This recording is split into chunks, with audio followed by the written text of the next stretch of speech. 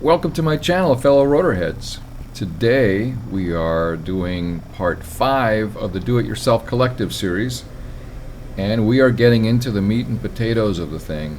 So we're going to be focusing on the Hall effect sensor and getting the base function of the collective, which is just the collective, to work. We can add the throttle in the next episode, but for now we're going to focus on the collective, and that is going to incorporate the Hall effect sensor. Now today we're going to actually plug the board in for the first time after we've cut everything apart and started putting things together, and there's a certain danger in that, so we want to be very careful about how we approach this. The wires coming from the main circuit board that we cut and taped together for future use, they should not look like these wires, which are stripped bare with exposed metal. Instead, they should look like this, clean cut. If there's any exposed metal, it's only at the very tip of the wire. So just to be sure, you might want to untape them, confirm that they are cut clean, and then retape them back again. As for the ground wire, the long end should be attached to the standoff screw on the circuit board. Put tape completely covering the exposed metal on the other two terminals. Next step, find yourself a magnet. I like to use magnets from old disk drives. They tend to be bulky and super strong, and that makes them a good choice for experimenting on what the best configuration is for the Hall effect sensor, but you can use any strong magnet. Go ahead and bring the Hall effect sensor out to this general area as we determine and fix its precise location. Then put the 5-inch pipe with the strut onto the T and spin it on. It should align correctly, and if it does, this strut should be facing the bottom of the box. From this direction, looking into the box, the strut should look like this with the little ball facing you. You put the magnet on the back side of the strut where the ball would be if it was on that side. And now, my fellow rotorheads, the big moment has come. You're going to boot up Flight Simulator, you're going to plug in the collective, and if you've done everything right, you should hear and you should see T1600M come up as a new device. Click on Customize and then Sensitivity up on the upper left. If you didn't hear the USB plug-in sound, unplug it, inspect all the cabling, make sure the wires are cut clean, that the ground wire terminals are covered, and that the main circuit board is not making contact with the metal outlet box. And then try it again.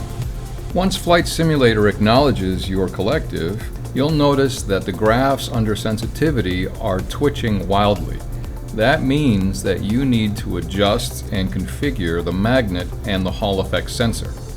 You may find it easier to attach the second T and the 10-inch pipe when you're doing this configuration. To make it easier, let's understand exactly what we're doing here. This Hall effect sensor board detects magnetic field in two directions. That's how the joystick is originally able to determine pitch and roll. We're only going to use one of those axes here for the collective itself. The throttle has its own Hall effect sensor.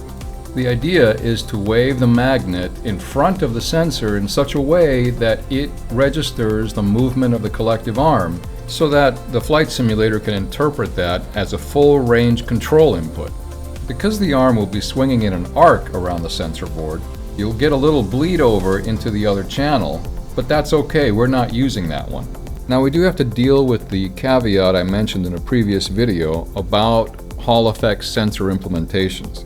And that is, when the Hall effect sensor boots up, it calculates the magnetic field above it as the center magnet position. That means that after the calibration, any movement in the magnetic field is considered a change in the position of the magnet. So if the magnet is not directly over the sensor when it boots up, it will not be calibrated correctly, and you will not get the full range of motion detected in the Flight Simulator. So there is a bit of a song and dance involved in figuring out the correct position of the sensor. You need to put the collective arm approximately where you think center position of the collective arm will be. You need to put the sensor approximately where the magnet is, You need to hold the sensor in the correct orientation. You need to plug in the USB and boot up the controller, navigate to the correct controller and sensitivity, and move the collective arm to confirm full range of motion. Once you've done all that, the sensor board is approximately where it needs to be, so mark the holes on the sensor board so you can mount it there on standoffs.